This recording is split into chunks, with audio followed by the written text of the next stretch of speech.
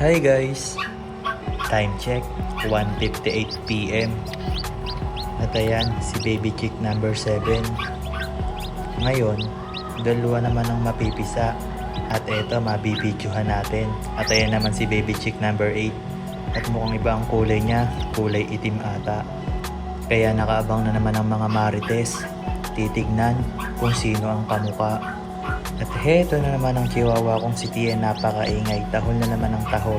Gusto ata isali ko siya sa reels. Hayaan mo Tien, susunod. Ikaw naman ang i-reels ko. At ayan sabi ni baby chick number 2. Uy, kamukha mo baby chick number 4. Sumagot si baby chick number 4. Hindi kaya. Eto kaya ang kamukha ko. Si baby chick number 7.